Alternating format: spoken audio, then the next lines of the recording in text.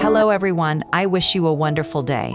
Today we will follow Tieu Lac and Quan through a scorching 40-degree morning when Tieu Lac asks to go to the stream with him. But Quan refuses because he is afraid the heat and dangerous rocks might put her at risk.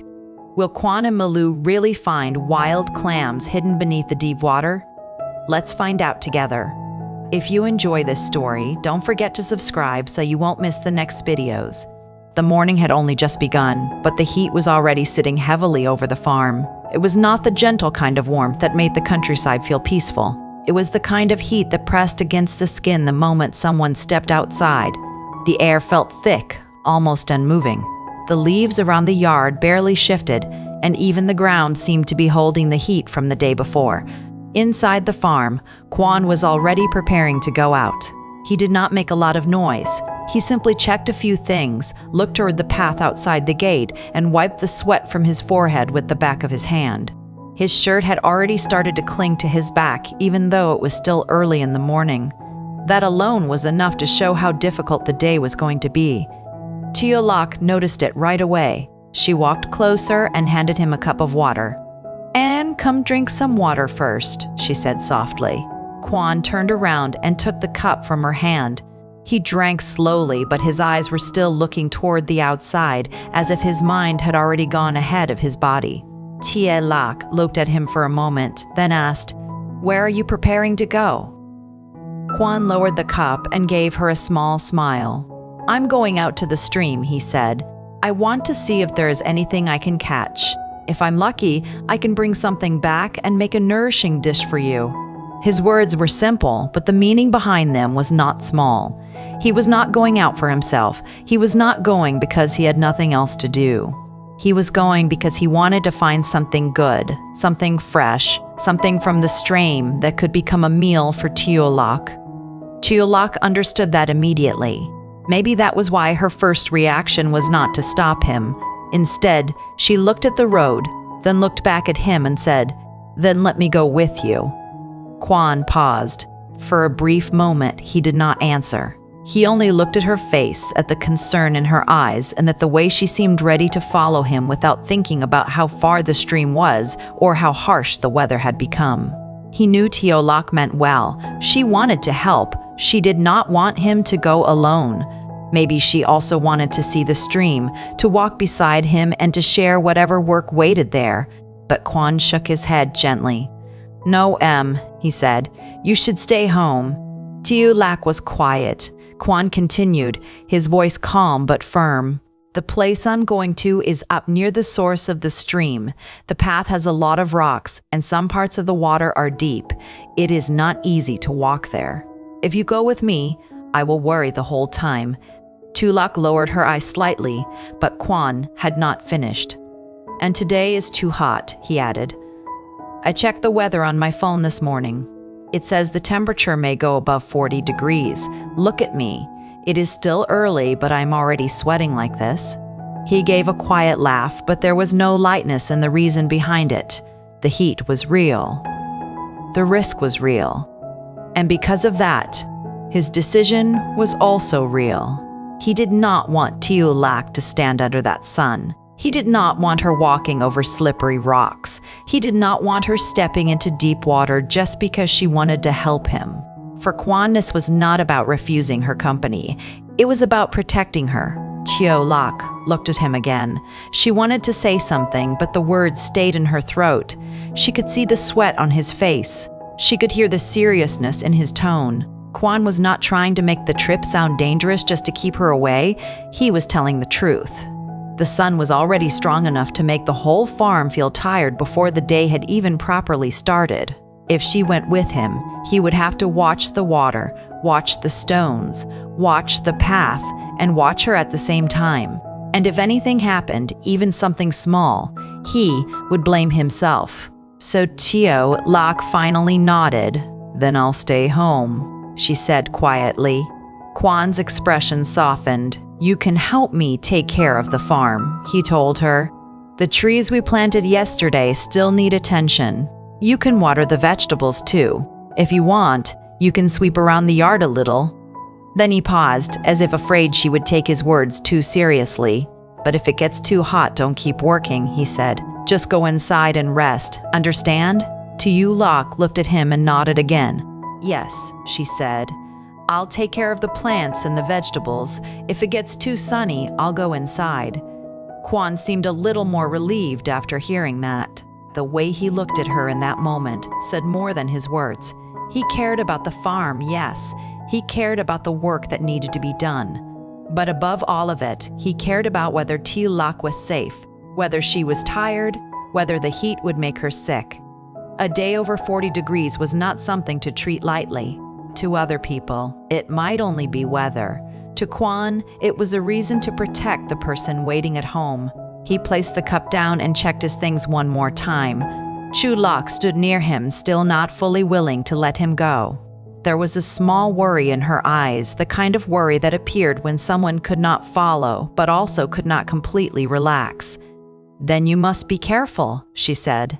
I will, Quan replied, and come back early. I'll try to come back early, he said.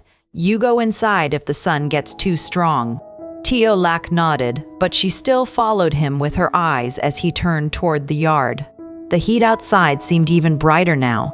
The sunlight stretched across the ground, harsh and white, making the path ahead look dry and difficult. Quan stepped into that light without hesitation, but before leaving, he turned his head and called out, Milu, come on.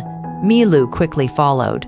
Tieu Lac stood behind, watching as Quan and Milu walked out of the farm together. One figure moved ahead with quiet determination, and the other followed close beside him. The morning was still burning. The stream was still far away, and somewhere beyond the rocky path and the deep water, there might be wild clams waiting under the surface. Quan did not know how many he would find. He only knew why he had to go. Behind him, Tieu Lac remained at the farm, carrying his words in her heart. In front of him, the road led toward the stream, toward the heat, toward the danger he had chosen to face alone, so that she would not have to. After Quan and Milu left the farm, the yard slowly became quiet again. Tieu Lac stood there for a little longer, watching the path where they had disappeared. The sunlight was already sharp, spreading across the ground until every corner of the farm seemed brighter than usual. The morning should have felt fresh, but today it felt heavy. Even the air did not seem to move. She could still hear Quan's words in her mind. If it gets too hot, go inside and rest. It was such a simple reminder, but the more Tieu Lac thought about it, the more clearly she understood the feeling behind it. Quan was not only worried about the work. He was not only thinking about the stream or the rocks or whether he could catch anything. He had been thinking about her the whole time. That thought made her heart feel warm, even in the middle of the heat. She lowered her eyes to the plants near the yard. The trees that had been planted yesterday still looked small and fragile. Their leaves were green, but some of them were already bending slightly under the sunlight. Tieu Lac walked over, picked up the watering can, and began to water them carefully. The sound of water falling onto the soil was soft and steady. She did not rush. Every plant received a little water. Every vegetable bed was checked. She moved slowly from one place to another, doing the work Quan had asked her to do, but also listening to her own body. The sun was getting stronger, and the back of her neck soon became warm. Sweat gathered near her forehead. She finally understood why Quan had refused to let her go. If it was already this hot inside the farm, then the path to the stream must have been even harder. There would be no roof, no shade in some places, and no easy place to rest. The stream was up near the source, and Quan had said there were many rocks and deep water. If she had gone with him, maybe he would not have been able to focus on finding anything. Maybe he would have spent the entire trip worrying about where she stepped, whether she slipped, whether the heat was making her dizzy. Tieu Lac stopped watering for a moment and looked toward the road. "Aunt, you must be careful," she whispered, even though Quan could no longer hear her. Then she continued with the work. Around the farm, the day became quieter and hotter at the same time. Somewhere in the distance, birds called once or twice, then fell silent. The ground gave off a dry smell. The leaves of the vegetables shivered slightly when water touched them, as if they had been waiting for it. Tieu Lac swept a small area of the yard, just as she had told Quan she would. But she did not force herself to do too much. Every now and then she paused, wiped her sweat, and remembered his instruction. If the sun is too strong, go inside. That sentence felt almost like he was still standing beside her. Meanwhile, Quan and Milu were walking farther away from the farm. The road toward the stream was not too crowded. It stretched ahead under the white light of the morning, passing grass, small trees, and open patches of land where the heat seemed to rise from the ground itself. Quan walked with steady steps, but he could feel the weather pressing down on him from every side. Milu followed close by, sometimes moving ahead, sometimes turning back as if checking whether Quan was still there. Quan looked down and gave a small smile. "You also feel hot, don't you, Milu?" Milu kept moving, but slower than usual.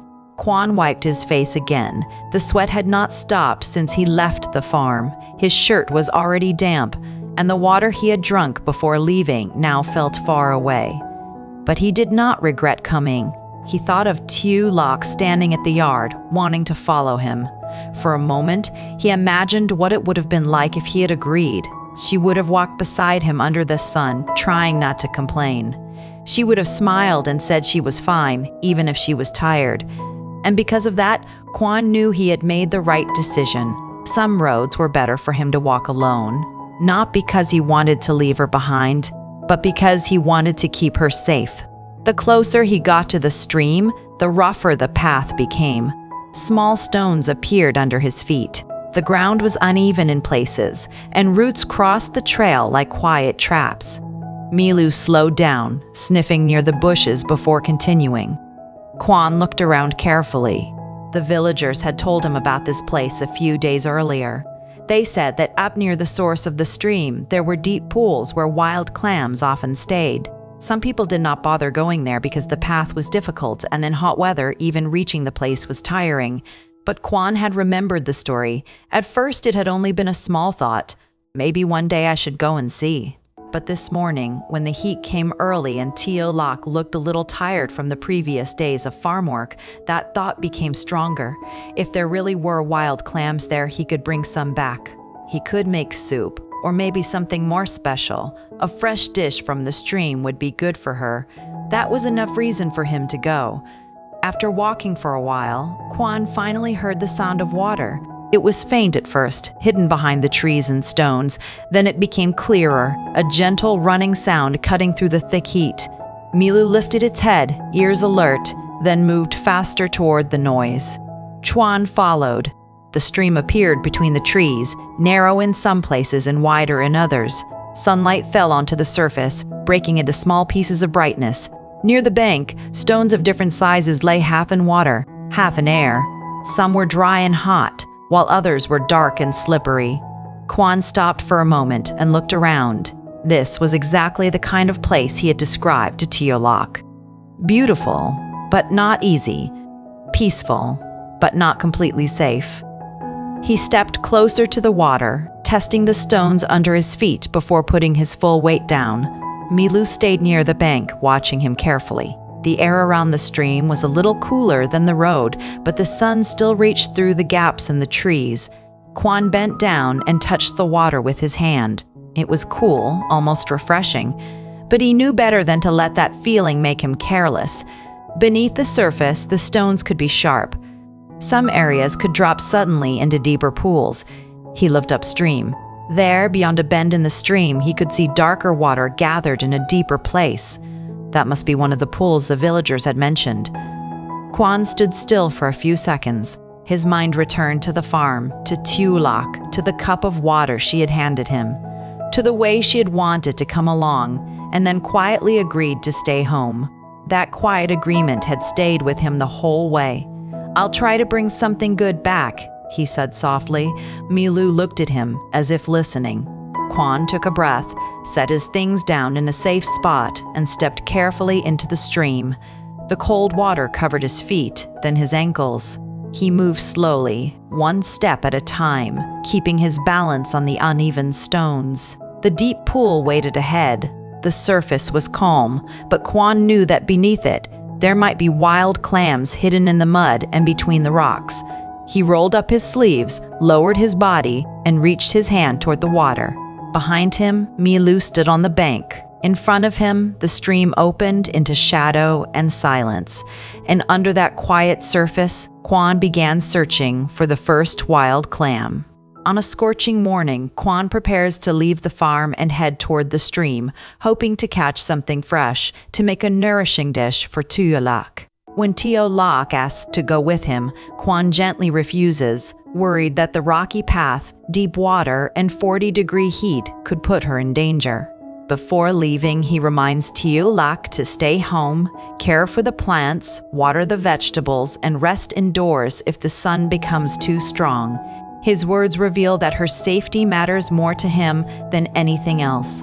After Quan leaves with Milu, Tieu Lac stays behind, carrying his concern in her heart. Meanwhile, Quan walks under the burning sun toward the upstream area, remembering the villagers' words about wild clams hidden in the stream. The story ends with Quan stepping into the water, beginning his search.